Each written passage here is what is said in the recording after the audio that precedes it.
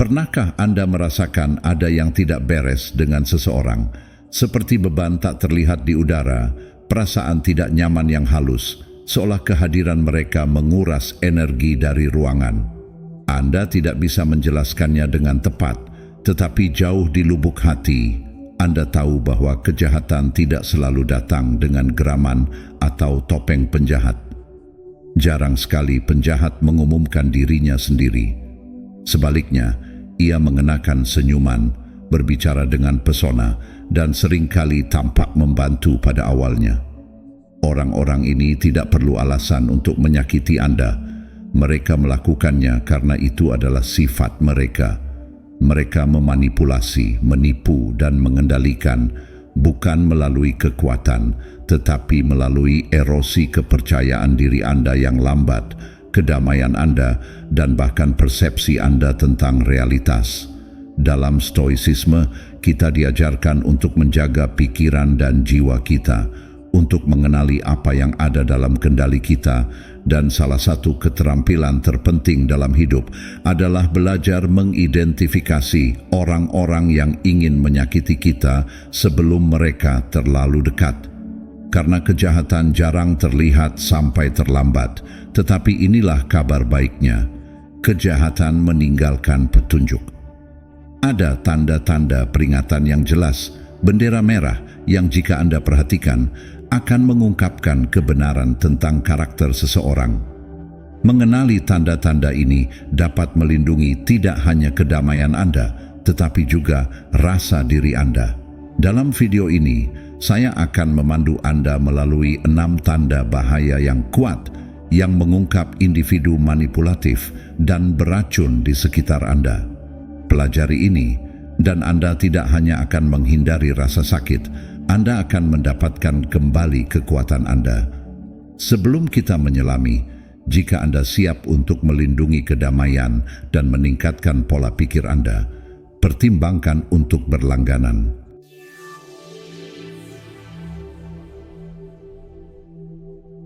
Sekarang mari kita bahas tanda bahaya nomor 1. Mereka terus-menerus berbohong atau memanipulasi kebenaran. Kebenaran adalah dasar dari kepercayaan dan tanpanya hubungan akan hancur. Namun, orang jahat tidak menghargai kebenaran, bukan karena mereka perlu berbohong, tetapi karena mereka ingin menipu. Bagi mereka, kebohongan bukan hanya alat, itu adalah cara hidup.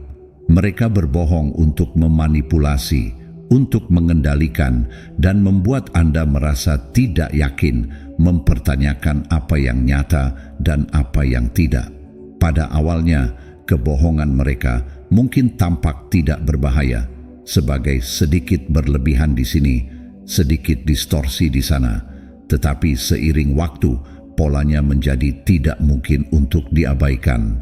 Suatu hari, mereka memberitahu Anda sesuatu dengan percaya diri penuh, hanya untuk menyangkalnya nanti ketika dihadapkan. Jika Anda menolak, mereka bertindak tersinggung, menuduh Anda salah ingat, terlalu sensitif, atau mengada-ada, dan perlahan-lahan Anda mulai meragukan diri sendiri. Mungkin saya salah paham, mungkin saya terlalu banyak berpikir. Itulah jebakan pembohong yang benar-benar jahat. Mereka tidak hanya menipu, mereka membentuk ulang realitas mereka, menyalakan gas, memutarbalikkan kejadian, sehingga Anda mulai meragukan ingatan Anda sendiri, naluri Anda sendiri. Satu saat, Anda yakin akan kebenaran. Berikutnya, Anda tersesat dalam kabut kebingungan. Ini adalah desain. Pikiran yang bingung adalah pikiran yang mudah dikendalikan. Sekarang, pikirkan saat-saat ketika mereka bisa mengatakan yang sebenarnya tetapi tidak melakukannya, saat di mana kejujuran tidak merugikan mereka, tetapi mereka masih memilih penipuan. Mengapa? Karena bagi mereka, berbohong bukan hanya tentang menghindari masalah, itu tentang kekuasaan. Mereka berbohong untuk menciptakan keuntungan, untuk menguji batasan, untuk melihat seberapa banyak mereka bisa lolos. Mereka mengarang cerita, memutarbalikkan kata-kata dan mendistorsi fakta bukan karena mereka harus, tetapi karena mereka bisa. Dan bagian yang paling meresahkan adalah mereka tidak pernah merasa bersalah. Seorang Stoik memahami bahwa kejernihan pikiran sangat penting untuk kehidupan yang berbudi luhur. Jika seseorang terus-menerus memanipulasi kebenaran, mereka tidak hanya tidak jujur, mereka berbahaya.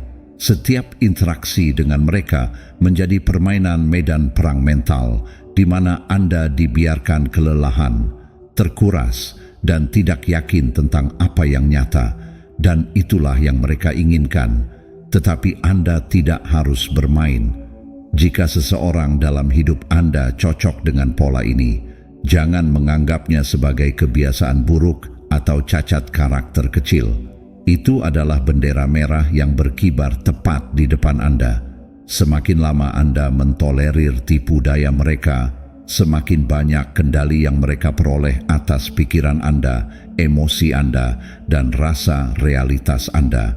Jadi, tanyakan pada diri Anda, apakah Anda terus-menerus mempertanyakan persepsi Anda sendiri di sekitar mereka? Apakah Anda merasa tidak nyaman, seolah-olah selalu ada sesuatu yang salah? Jika jawabannya ya, mundurlah, lindungi pikiran Anda, dan yang terpenting, percayalah pada naluri Anda. Karena orang jahat tidak akan pernah memberi Anda kebenaran. Terserah Anda untuk melihatnya sendiri. Nomor 2, mereka menyukai konflik.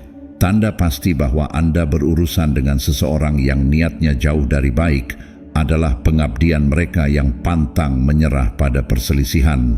Sementara kebanyakan orang berjuang untuk harmoni, lebih memilih untuk mengatasi perselisihan dengan kebaikan, atau setidaknya menjaga jarak yang terhormat dari kekacauan. Kepribadian yang mencintai konflik ini tampaknya tertarik secara magnetis pada kekacauan, seperti ngengat yang terus-menerus berputar menuju api. Mereka menabur benih ketidakharmonisan, diam-diam mengatur drama di sekitar mereka, seolah-olah itu adalah produksi teater besar, dan mereka senang dengan setiap pertunjukan. Dalam semangat para filsuf Stoik, kita belajar bahwa peristiwa eksternal seperti konflik seringkali berada di luar kendali langsung kita. Namun, respons kita, disiplin batin kita, dan ketenangan kita tetap menjadi milik kita untuk diperintah. Namun, para penggila konflik ini bertujuan untuk membongkar dengan tepat rasa stabilitas batin itu. Mereka berkembang dalam drama yang memakan ketegangan yang ditimbulkannya dan selalu siap untuk memelihara kesalahpahaman. Terkadang mereka tidak membutuhkan motif yang nyata. Menyebabkan kekacauan adalah alasan yang cukup. Pusaran argumen, meningkatnya kecemasan, ini adalah piala mereka, bukti dari keahlian mereka yang memutar. Pertimbangkan cara-cara halus mereka beroperasi, menanamkan keraguan kecil di pikiran Anda tentang orang lain, atau membangkitkan kebencian lama. Mereka mungkin berpura-pura tidak bersalah, tetapi sebenarnya mereka adalah arsitek perselisihan. Orang-orang seperti itu akan membisikkan setengah kebenaran ke telinga teman bersama, memicu kecemburuan dan kecurigaan, komentar sekilas di sini, pandangan sekilas di sana, dan segera ruangan itu dipenuhi dengan kekhawatiran. Itu bukan karena mereka hanya mengamati konflik, mereka mengaturnya. Ketika pertemuan berubah menjadi masam, Anda akan melihat kedipan kepuasan samar di wajah mereka, percikan kemenangan yang mengungkapkan kenikmatan yang mereka peroleh dari kesusahan orang lain. Bayangkan reuni keluarga sederhana, Anda berbagi tawa, kenangan indah, dan makanan enak, sampai orang ini menjatuhkan komentar yang tepat waktu yang memicu ketegangan di antara saudara. Dalam beberapa saat, suasana hati berubah dari persahabatan menjadi kegelisahan yang sunyi, hampir seperti mereka telah menunggu kesempatan yang sempurna untuk menyerang, dengan cermat merencanakan gangguan terbesar untuk dampak emosional tertinggi. Sementara itu, Mereka diam-diam menyelinap ke latar belakang, menyaksikan kebingungan terungkap seperti penonton di drama tragis. Anda secara praktis dapat merasakan gelombang ketidakharmonisan melanda pertemuan, sangat kontras dengan harmoni yang terjadi beberapa saat sebelumnya. Pola pikir yang tabah mengajarkan kita bahwa sementara kita tidak dapat mengendalikan badai yang dilepaskan orang lain, kita dapat melindungi pikiran kita sendiri. Namun, penting untuk dicatat bahwa jenis individu yang didorong oleh konflik ini melakukan lebih dari sekadar mengaduk panci. Mereka bersenang-senang dalam patah hati, ketegangan hubungan yang retak, hasil yang bagi kebanyakan dari kita akan sangat meresahkan. Jika dihadapkan, mereka jarang menerima tanggung jawab.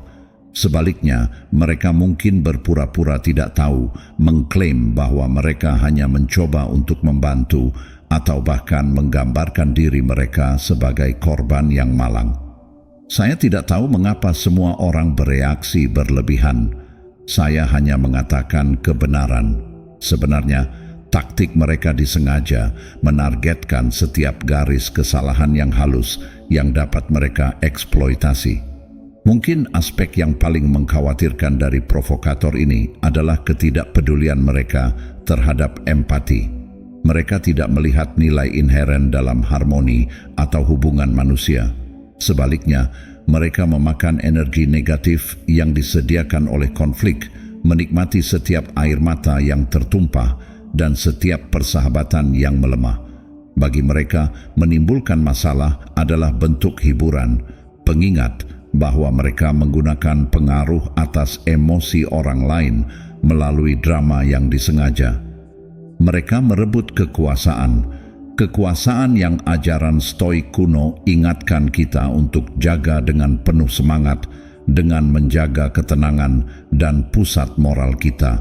Pada akhirnya, strategi terbaik Anda adalah menegakkan batas-batas kedamaian batin Anda. Jika Anda merasakan bahwa seseorang di orbit Anda terus-menerus mengarahkan percakapan ke arah konfrontasi, memanipulasi situasi untuk mengadu domba orang, atau menunjukkan sikap gembira yang mencurigakan setiap kali ketegangan meningkat, anggap ini sebagai peringatan. Anda benar-benar layak dikelilingi oleh individu yang menghargai harmoni, rasa hormat, dan empati, bukan mereka yang senang menabur perselisihan hanya untuk sensasi melihat orang lain menderita. Lindungi kesucian kesejahteraan mental Anda dengan mengambil langkah mundur dan menetapkan batasan yang tegas. Karunia kehidupan terlalu berharga untuk disia-siakan pada mereka yang memperlakukan hubungan sebagai panggung untuk pertengkaran tanpa henti. Nomor 3, mereka membuat Anda merasa seperti Anda selalu salah. Pikiran yang ragu adalah pikiran yang dapat dikendalikan. Orang jahat memahami hal ini dengan baik, dan itulah mengapa mereka menggunakan salah satu bentuk manipulasi yang paling berbahaya, gaslighting. Mereka tidak membutuhkan rantai atau ancaman untuk mengendalikan Anda. Hanya erosi kepercayaan diri Anda yang stabil membuat Anda mempertanyakan realitas Anda sendiri sampai Anda bergantung pada mereka untuk memberitahu Anda apa yang benar. Pada awalnya itu halus. Anda mengekspresikan frustrasi dan mereka memberitahu Anda bahwa Anda bereaksi berlebihan. Anda mengingat suatu peristiwa secara berbeda dan mereka bersikeras bahwa itu tidak pernah terjadi. Anda mengemukakan sesuatu yang menyakitkan yang mereka katakan dan mereka mencemooh Anda, mengatakan Anda terlalu sensitif. Dari waktu ke waktu, Anda mulai menebak-nebak diri sendiri. Apakah Anda benar-benar salah paham? Apakah Anda terlalu emosional? Mungkin masalahnya bukan mereka, tetapi Anda. Itulah yang mereka ingin Anda percayai. Seseorang yang benar-benar peduli tentang Anda akan mendengarkan, bahkan jika mereka tidak setuju. Tetapi orang jahat tidak mencari pengertian, mereka mencari dominasi. Tujuan mereka adalah untuk membuat Anda merasa tidak stabil, tidak pasti, dan akhirnya bergantung pada mereka untuk validasi. Semakin Anda meragukan diri sendiri, semakin banyak kekuatan yang mereka dapatkan. Bayangkan ini, Anda berselisih pendapat dan Anda tahu Anda benar. Anda mengingat percakapan itu dengan jelas, tetapi mereka bersikeras Anda salah. Mereka memutarbalikkan detail, menulis ulang peristiwa, dan membuat Anda merasa bodoh karena membawanya. Tiba-tiba, Anda tidak lagi membela sudut pandang Anda. Anda membela kewarasan Anda. Kaum Stoik mengajarkan kita untuk mempercayai akal, untuk melihat segala sesuatu sebagaimana adanya, dan untuk tetap teguh pada apa yang kita tahu benar. Tetapi gaslighting dirancang untuk menjauhkan Anda dari kebenaran, membuat Anda tidak mempercayai bahkan penilaian Anda sendiri. Dan begitu Anda mulai mencari validasi eksternal untuk apa yang seharusnya sudah Anda ketahui, Anda menyerahkan kendali pikiran Anda kepada orang lain.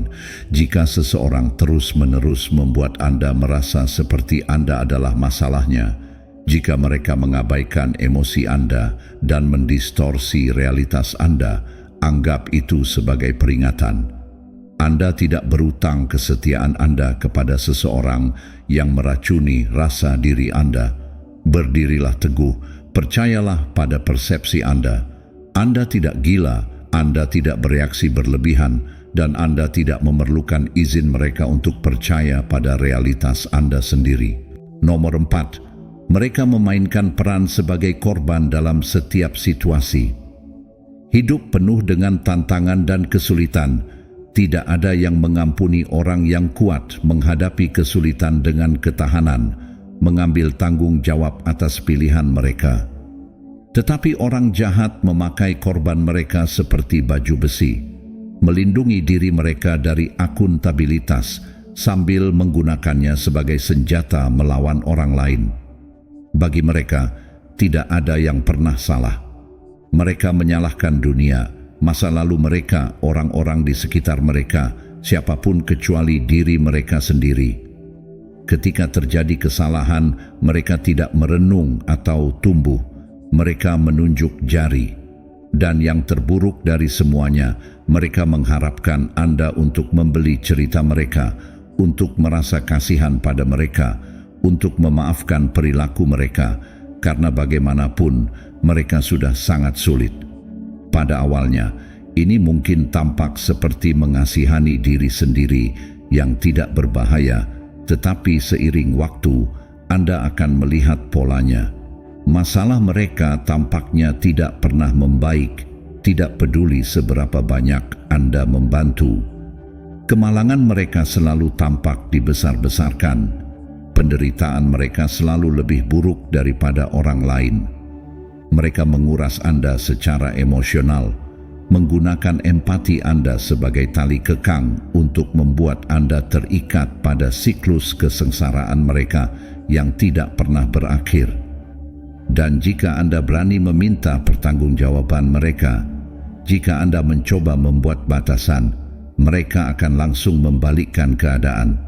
Bagaimana Anda bisa melakukan ini padaku? Anda adalah orang yang menyakitiku. Tiba-tiba, Anda adalah penjahat. Permintaan Anda yang masuk akal menjadi serangan, dan kegagalan mereka untuk berubah menjadi kesalahan Anda. Mereka mendistorsi realitas sehingga Anda mempertanyakan apakah Anda terlalu keras, terlalu tidak peka, atau terlalu egois untuk memprioritaskan kesejahteraan Anda sendiri. Ini bukan hanya manipulasi emosional, ini kontrol. Kaum Stoik mengajarkan bahwa kejadian eksternal berada di luar kendali kita, tetapi respons kita terhadapnya selalu dalam kekuatan kita. Seseorang yang menolak untuk bertanggung jawab atas hidup mereka tidak hanya lemah, mereka berbahaya. Karena ketika seseorang tidak pernah memiliki tindakan mereka, mereka akan selalu menemukan cara untuk menempatkan beban pada Anda. Tanyakan pada diri Anda, apakah Anda terus-menerus membuat alasan untuk mereka? Apakah Anda merasa bersalah karena menetapkan batasan dasar? Apakah Anda telah ditarik ke dalam siklus masalah mereka yang tak berujung hanya untuk menyadari bahwa mereka tidak pernah benar-benar menginginkan solusi, hanya lebih banyak simpati? Jika demikian, saatnya untuk mundur. Anda tidak bertanggung jawab untuk memperbaiki seseorang yang menolak untuk membantu diri mereka sendiri. Anda tidak berkewajiban untuk tetap berada dalam hubungan yang dibangun di atas rasa bersalah dan manipulasi. Seseorang yang berpegang teguh pada peran korban mereka dengan mengorbankan orang lain tidak hanya racun, mereka adalah ancaman bagi kedamaian Anda. Kenali polanya dan tolak untuk dikendalikan oleh narasi palsu mereka. Yang terpenting, menjauh. Nomor 5. Mereka terus-menerus mengkritik Anda tetapi tidak pernah mengakui keberhasilan Anda. Ada jenis racun tertentu yang tidak membunuh Anda secara langsung, tetapi melemahkan Anda dari waktu ke waktu. Kritik terus-menerus yang tak henti-hentinya tidak datang dalam bentuk serangan langsung atau penghinaan langsung. Sebaliknya, itu meresap ke dalam pikiran Anda melalui komentar-komentar kecil yang ditempatkan dengan hati-hati, selalu menunjukkan apa yang kurang dari diri Anda, tidak pernah apa yang Anda capai.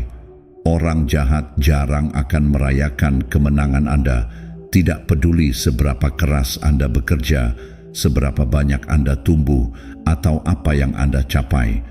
Itu tidak akan pernah cukup bagi mereka. Jika Anda berhasil, mereka akan meremehkannya. Jika Anda meningkat, mereka akan menggeser tiang gawang. Dan jika Anda berani merasa bangga pada diri sendiri, mereka akan ada untuk mengingatkan Anda tentang semua yang bisa Anda lakukan lebih baik. Bayangkan ini, Anda menghabiskan waktu berminggu-minggu pada sebuah proyek, mendorong diri Anda untuk melakukan yang terbaik. Akhirnya, Anda mencapai apa yang ingin Anda lakukan, bersemangat untuk berbagi kesuksesan Anda dengan seseorang yang dekat dengan Anda. Tanggapan mereka hanya mengangkat bahu, dingin dan meremehkan. Baiklah, itu bagus, tetapi Anda bisa melakukan yang lebih baik. Atau lebih buruk, mereka membandingkan pencapaian Anda dengan pencapaian mereka sendiri, memastikan untuk mengingatkan Anda bahwa mereka telah melakukan lebih banyak, melakukan yang lebih baik, dan akan selalu begitu. Ini bukan kritik yang membangun, ini adalah erosi yang disengaja. Seorang stoik tahu bahwa validasi eksternal itu cepat berlalu, tetapi bahkan pikiran terkuat pun dapat terkuras oleh kritik negatif yang konstan. Orang jahat mengerti ini. Mereka tidak ingin melihat Anda tumbuh, mereka ingin melihat Anda meragukan diri sendiri. Mereka ingin menanam benih rasa tidak aman, sehingga seiring waktu Anda mulai lebih mempercayai suara mereka daripada suara Anda sendiri. Bagian yang paling berbahaya, sementara mereka meremehkan pencapaian Anda, mereka meninggikan pencapaian mereka sendiri. Mereka membanggakan keberhasilan mereka, keterampilan mereka, keunggulan mereka, selalu memposisikan diri mereka di atas Anda. Ini bukan hanya tentang membuat Anda merasa kecil, ini tentang membuat diri mereka merasa kuat. Tetapi Anda harus mengingat ini, kata-kata mereka tidak mendefinisikan Anda. Stoa mengajarkan kita untuk mengukur diri kita sendiri dengan prinsip-prinsip kita sendiri, kemajuan kita sendiri, bukan oleh pendapat orang-orang yang berusaha menghancurkan kita. Jika seseorang dalam hidup Anda terus-menerus mengkritik tetapi tidak pernah mengangkat Anda, tanyakan pada diri Anda, apa yang mereka dapatkan dari ini? Dan yang lebih penting, apa yang Anda kehilangan dengan mempertahankan mereka? Tidak ada yang berhak membuat Anda merasa tidak berharga. Kenali polanya, lindungi pikiran Anda, dan jangan pernah biarkan kepahitan orang lain menjadi ukuran harga diri Anda. Menjauhlah dari mereka yang hanya berusaha meremehkan Anda. Pertumbuhan Anda bukan kendali mereka. Nomor 6. Mereka tidak menunjukkan empati atau kasih sayang. Jika ada satu sifat yang memisahkan yang berbudi luhur dari yang jahat, itu adalah empati, kemampuan untuk berbagi kegembiraan orang lain, untuk merasakan penderitaan orang lain, untuk mengenali kemanusiaan orang-orang di sekitar kita.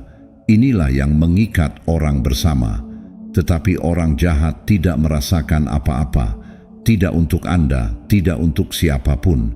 Ketidakpedulian mereka dingin.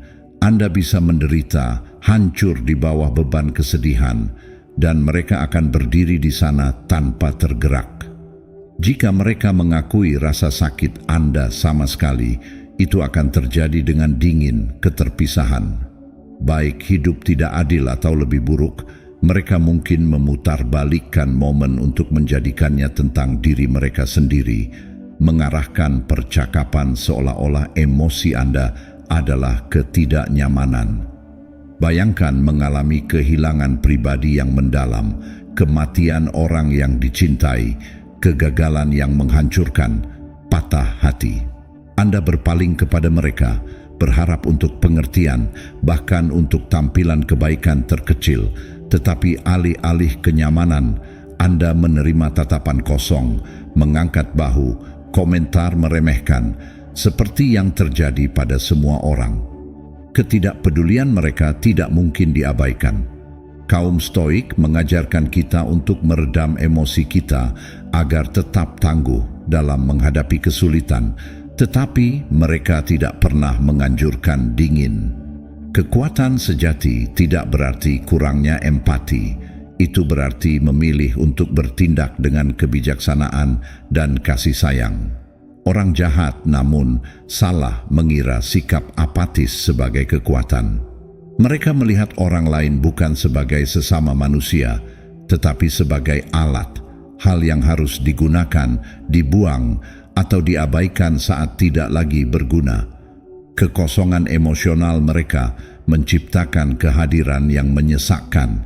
Saat Anda berada di sekitar mereka, Anda tidak merasa terlihat, Anda merasa tidak terlihat, Anda tidak merasa dipahami, Anda merasa sendirian, dan itulah yang mereka inginkan dari Anda, karena isolasi membuat Anda lebih mudah dikendalikan. Tetapi inilah kebenarannya, Anda tidak kecil dan Anda tidak tak terlihat. Jika seseorang berulang kali mengabaikan emosi Anda, menolak untuk mengakui perjuangan Anda, atau memperlakukan keberadaan Anda sebagai tidak penting, mereka menunjukkan kepada Anda siapa mereka. Percayalah kepada mereka.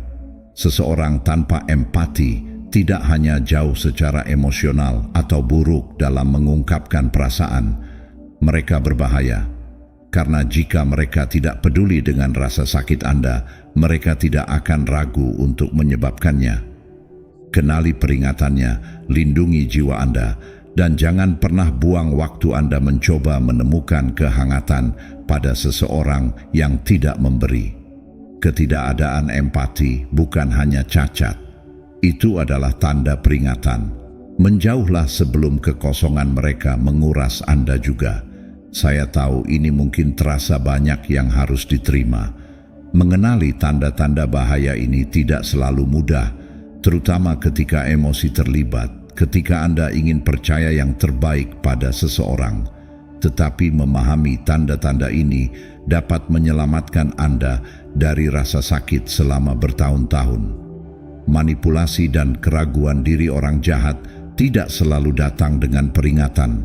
Mereka menyelinap ke dalam hidup Anda tanpa disadari, menggerogoti kepercayaan diri Anda, kedamaian Anda, dan rasa diri Anda. Tetapi inilah kebenarannya. Anda tidak berutang energi Anda kepada mereka yang menguras Anda.